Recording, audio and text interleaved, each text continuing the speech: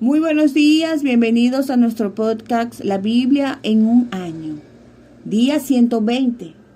El tema a tratar el día de hoy, la batalla de hoy, es acerca de Jesús. He pasado más de 20 años llevando grupos pequeños en Alfa. Durante todos estos años me he dado cuenta de que se ha producido un cambio en nuestra cultura. Hay un cambio de actitud hacia Jesús, especialmente entre la gente joven. Muchos dicen que creen en Dios e incluso que están abiertos a la idea del Espíritu Santo. Pero cada vez más Jesús se ha convertido en la piedra de tropiezo. La gente dice cosas como, no entiendo la parte acerca de Jesús. Como suele decir el padre Raniero Cantalamessa, hoy la batalla es acerca de Jesús. ¿Es Jesús el Salvador universal? ¿Es la misma batalla que se dio en el siglo I? La gente de hoy en día acepta fácilmente a Jesús como el único camino, pero lo que ofende a la gente es su singularidad. En los pasajes de hoy vemos cómo por más excepcionales que sean las personas que nos encontramos a lo largo de la Biblia, como Moisés, Josué, Elías y Juan el Bautista, ninguno de ellos fue como Jesús, quien es el único Salvador universal. Hoy les estaré leyendo la Biblia Dios habla hoy. Ubiquémonos en el libro de los Salmos, capítulo 53, versículos del 1 al 6. Los necios piensan que no hay Dios. Todos se han pervertido, han hecho cosas malvadas. No hay nadie que haga lo bueno. Desde el cielo, Dios mira a los hombres para ver si hay alguien con entendimiento, alguien que busque a Dios. Pero todos se han desviado, todos por igual se han pervertido. Ya no hay quien haga lo bueno, no hay ni siquiera uno. No tienen entendimientos los malhechores, los que se comen a mi pueblo como quien come pan, los que no invocan el nombre de Dios. Aunque no haya razón para temblar, ellos temblarán de miedo, porque Dios esparce los huesos del enemigo, quedarán en ridículo porque Dios los rechaza. Ojalá que del monte Sión venga la salvación de Israel. Cuando Dios cambie la suerte de su pueblo, se alegrarán los descendientes de Jacob, todo el pueblo de Israel.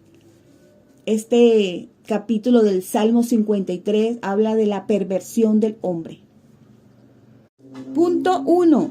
No hay nadie como Jesús. Napoleón Bonaparte afirmó, conozco a los hombres y te aseguro que Jesús no era meramente hombre. Entre él y el resto de las personas del mundo no hay comparación posible. Jesús es diferente de cualquier otro ser humano que jamás haya vivido.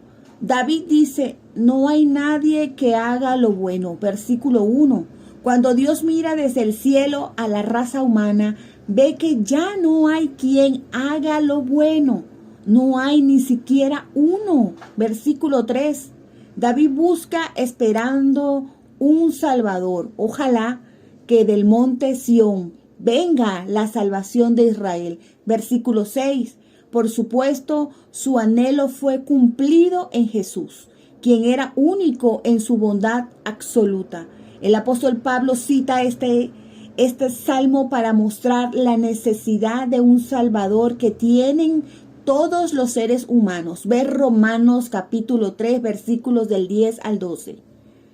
Al examinar Pablo los diferentes pueblos de este mundo, judíos y gentiles, morales e inmorales, llega a la conclusión de que no hay nadie que pueda ser clasificado por Dios como bueno y justo. Escribe así: por tanto, nadie será justificado en presencia de Dios. Versículo 20. La maravilla del Evangelio es que nosotros, que no somos justos, podemos ser declarados justos por medio de la justicia perfecta de Jesús. Esta justicia de Dios llega mediante la fe en Jesucristo a todos los que creen. Versículo 22. Oremos. Señor, gracias porque ahora es posible para mí tener la justicia de Dios, que proviene de la fe en Jesús para todos los que creen. Amén. Ubiquémonos en el libro de Juan, capítulo 1, versículos del 1 al 28. En el principio ya existía la palabra, y aquel que es la palabra estaba con Dios y era Dios. Él estaba en el principio con Dios. Por medio de él, Dios hizo todas las cosas. Nada de lo que existe fue hecho sin él. En él estaba la vida, y la vida era la luz de la humanidad. Esta luz brilla en las tinieblas, y las tinieblas no han podido apagarla. Versículo 6. Hubo un hombre llamado Juan, a quien Dios envió como testigo para que diera testimonio de la luz y para que todos creyeran por lo que él decía. Juan no era la luz, sino uno enviado a dar testimonio de la luz. La luz verdadera que alumbra a toda la humanidad venía a este mundo. Aquel que es la palabra estaba en el mundo, y aunque Dios hizo el mundo por medio de él, los que son del mundo no lo reconocieron. Vino a su propio mundo, pero los suyos no lo recibieron. Pero a quienes lo recibieron y creyeron en él, les concedió el privilegio de llegar a ser hijos de Dios. Y son hijos de Dios, no por la naturaleza ni los deseos humanos, sino porque Dios los ha engendrado.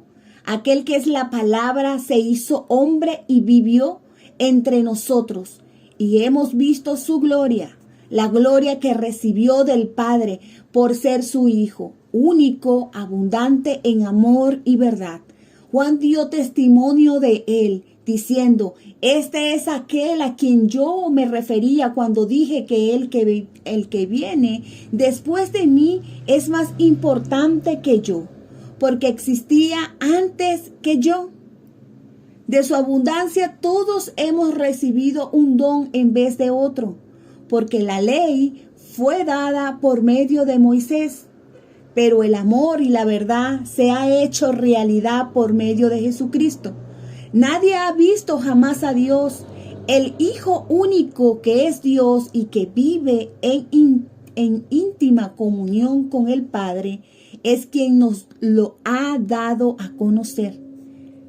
Versículo 19.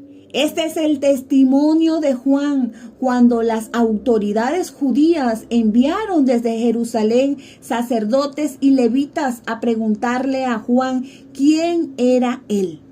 Y él confesó claramente, yo no soy el Mesías. Le volvieron a preguntar, ¿quién eres, pues, el profeta Elías? Juan dijo, no lo soy. Ellos insistieron, entonces, ¿eres el profeta que ha de venir? Contestó, no. Le dijeron, ¿quién eres, pues? Tenemos que llevar una respuesta a los que nos enviaron. ¿Qué nos puedes decir de ti mismo? Juan le contestó, yo soy una voz que grita en el desierto, abran un camino derecho para el Señor, tal como dijo el profeta Isaías. Los que fueron enviados por los fariseos a hablar con Juan le preguntaron, pues si no eres el Mesías, ni Elías, ni el profeta, ¿por qué bautizas? Juan le contestó, yo bautizo con agua, pero entre ustedes hay uno que no conocen y que viene después de mí. Yo ni siquiera merezco desatarle la correa de sus sandalias. Todo esto sucedió en el lugar llamado Betania, al otro lado del río Jordán, donde Juan estaba bautizando. Amén. Punto 2. Jesús es el único. He leído recientemente acceder al misterio de Jesús a través del Evangelio de Juan de Jean Vanier. Es un libro maravilloso que recomiendo totalmente.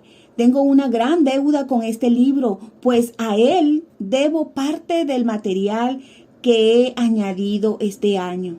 Jesucristo es el único, como escribió el periodista Anthony Burgers. Él sigue siendo cuando menos el único. Si Dios es como Jesús, merece la pena creer en Dios. Todo el Evangelio de Juan, de principio a fin, es una respuesta a la pregunta, ¿quién es Jesús?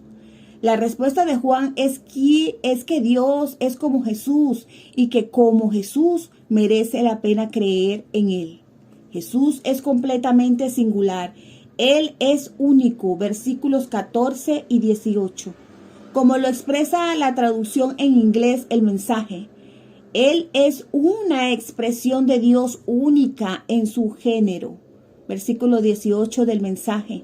El propósito del Evangelio de Juan es llevarte a una experiencia de comunión con Dios por medio de la amistad con Jesús. Eres amigo de Jesús, pero ¿quién es Jesús? 1. Palabra única de Dios.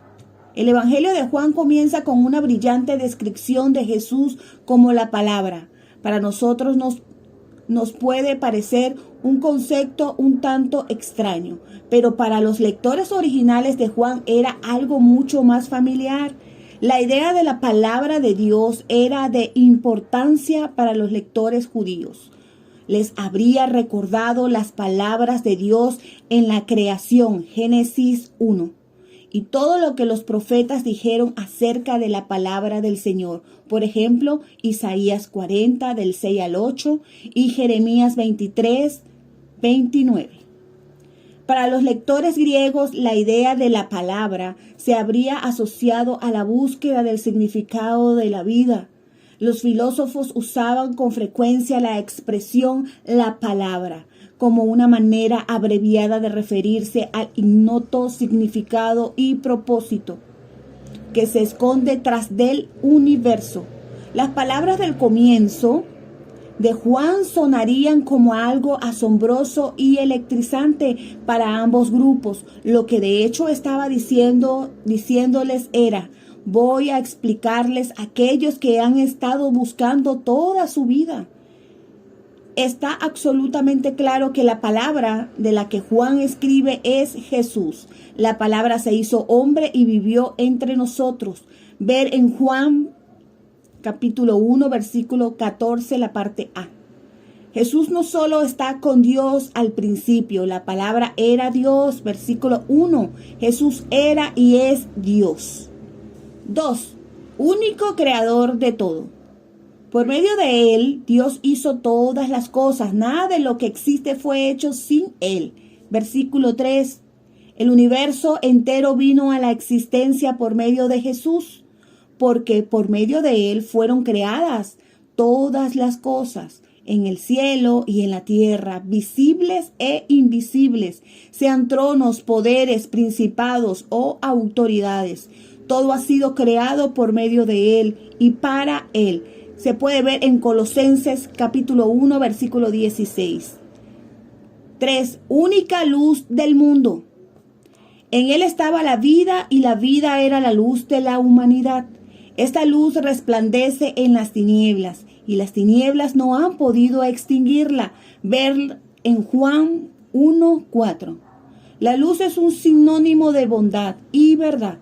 La oscuridad es sinónimo de maldad y falsedad. La luz y la oscuridad son opuestas, pero no iguales. Una pequeña vela puede alumbrar una habitación llena de tinieblas y no será oscurecida por ellas. La luz es más fuerte que la oscuridad. La oscuridad no puede prevalecer contra la luz. 4. Único transformador de vidas.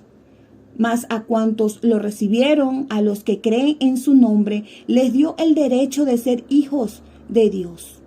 Estos no nacen de la sangre ni por deseos naturales, ni por voluntad humana, sino que nacen de Dios. Versículos 12 y 13. Creer en Jesús realiza la mayor y más significativa transformación que es posible darse. Al recibir a Jesús en tu propia vida, Dios te recibe en su propia familia. 5. Única revelación de Dios. Nadie ha visto jamás a Dios, el Hijo único, que es Dios y que vive en intimidad comunión con el Padre. Es quien nos lo ha dado a conocer. Versículo 18. Todo en el Antiguo Testamento lleva a la suprema revelación de Dios en Jesús, porque la ley fue dada por medio de Moisés, pero el amor y la verdad se han hecho realidad por medio de Jesucristo. Versículos 16 y 17 del mensaje. Es por esto por lo que todo lo que leemos en el Antiguo Testamento tiene que ser comprendido bajo la luz de Jesús. Jesús es puesto en contraste con Juan el Bautista.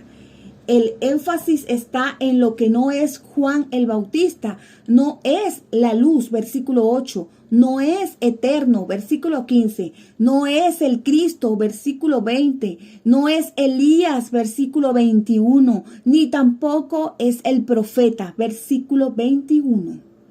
Aunque Jesús dice de Juan que ninguno ha sido más grande que Juan el Bautista, eso se puede ver en Mateo 11:11. En la palabra de Dios habla hoy, Juan el Bautista dice de Jesús que viene después de mí. Yo ni siquiera merezco desatarle la correa de sus sandalias. Juan 1:27. La misión de Juan el Bautista, como la de nosotros, es señalar afuera de nosotros, apuntando al único Jesús, la única palabra de Dios, creador de todo, luz del mundo, transformador de vidas y revelador de Dios. Oremos al Señor. Jesús, te adoro como palabra única de Dios. Hoy oro para recibir una fresca revelación de quién eres y una comprensión más profunda de lo que significa ser hijo de Dios. Amén. Ubiquémonos en el libro de Josué. Estaremos leyendo Josué capítulo 15 y capítulo 16. El territorio de Judá. El territorio que les tocó en suerte a los clanes de la tribu de Judá llegaba hasta la frontera de Edom y por el sur hasta el desierto de Sin. Por ese lado la frontera partía de la punta que está en el extremo sur del Mar Muerto. Corría después hacia el sur por la cuesta de Acrabín, pasando por el desierto de Sin y al sur de Cades Barnea. Luego seguía hasta Esrón, subía hasta Adar y daba la vuelta hacia Carca, de donde continuaba hasta Asmón, para salir al arroyo de Egipto y terminar en el mar Mediterráneo. Esta era la frontera por el sur. Por el este, la frontera era el Mar Muerto hasta la desembocadura del Jordán. De allí partía la frontera norte, que subía por Bet-Oglán y pasaba al norte de Bet-Arabá, y de allí a la peña de Boam ben Rubén. Después subía del valle de Acor a Debir y volvía hacia Gilgal, que está frente a la cuesta de Adumín, al sur del arroyo. Después de la frontera pasaba por el manantial de En-Semes y seguía hasta el de En-Rogel. Entonces pasaba por el valle de Ben-Hinnom al sur de la cuesta de Jebús, es decir, Jerusalén. Luego subía por la cumbre del monte que está al oeste del valle de Hinnom y al norte del valle de Refaín, para dar la vuelta desde la cumbre del monte hasta el manantial de Neftoán y luego hasta las ciudades del monte de Efrón, pasando por Baalat, que también se llama Kiriat Jearim. De Baalat, la frontera se volvía hacia el oeste hasta el monte de Seir y pasaba por Quesalón al costado norte del monte Jearín, para después bajar hasta Bet-Semes y pasar por Timna, y por las cuestas al norte de Ecrón, girar hacia Sicrón, pasar por el monte de Baalá y salir a Jacneel, para terminar en el mar Mediterráneo. Por último, la frontera occidental era el mar Mediterráneo. Estas eran las fronteras de las posesiones que les tocaron a los de la tribu de Judá y que se repartieron entre los clanes de la tribu. Caleb conquista Hebrón y Debir. Versículo 13.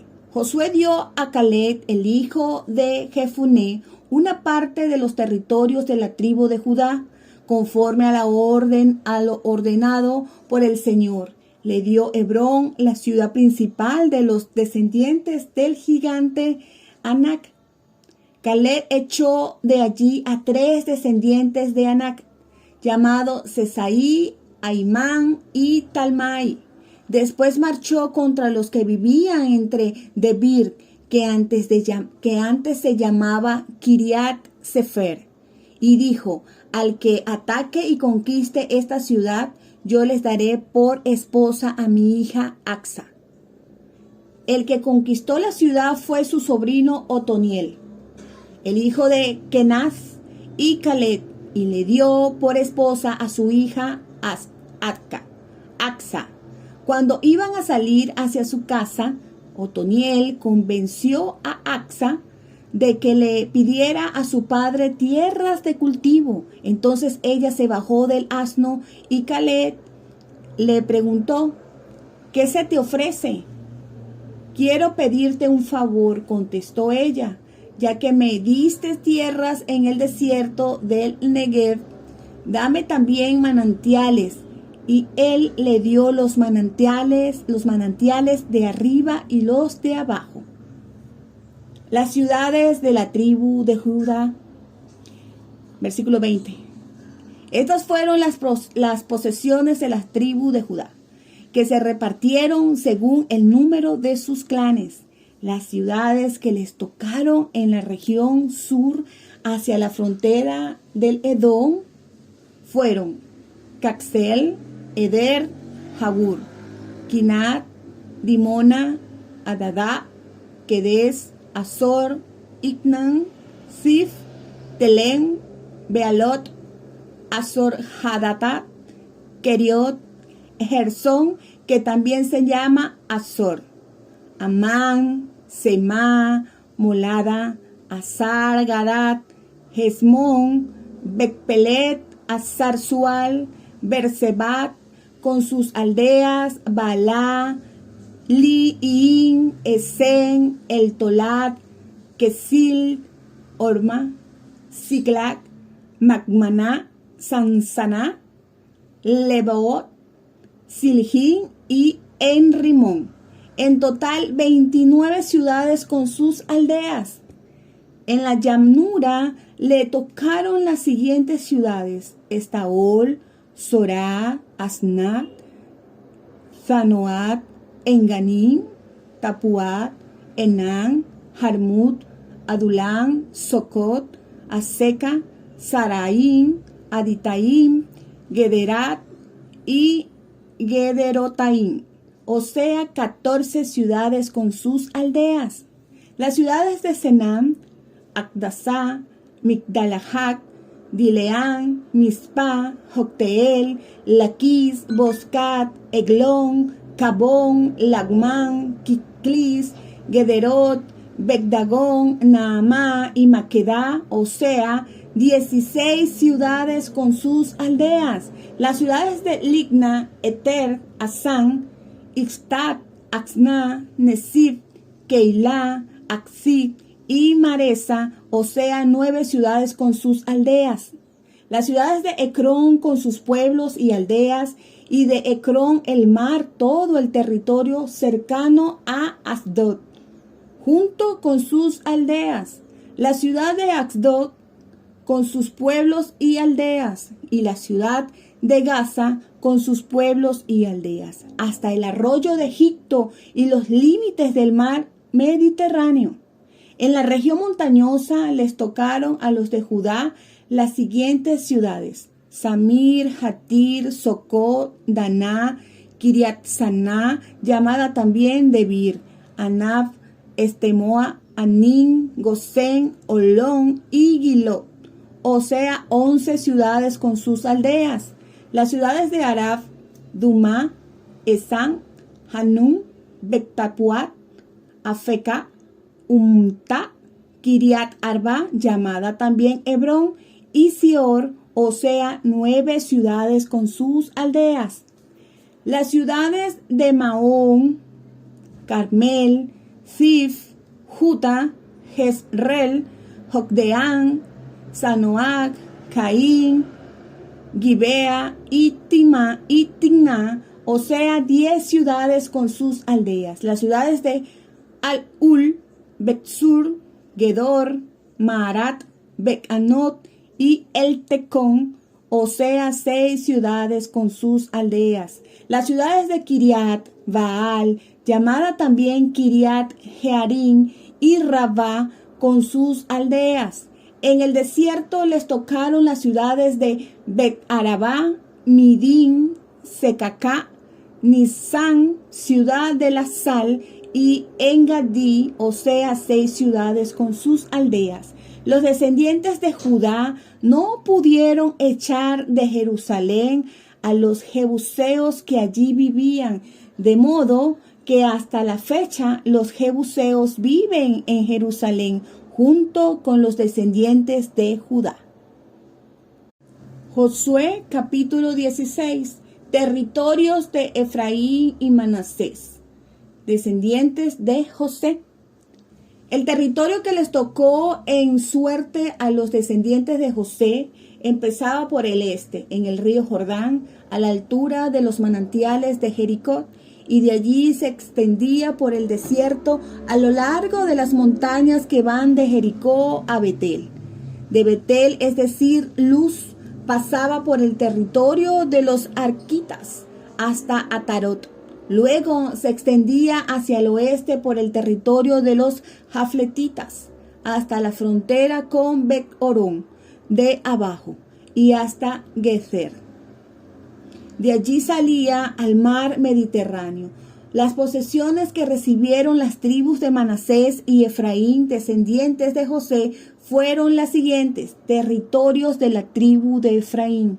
Los límites del territorio de los clanes de la tribu de Efraín se extendían al este de Atarot Adar hasta Bet-Orón de arriba. De allí se extendían hasta el mar Mediterráneo.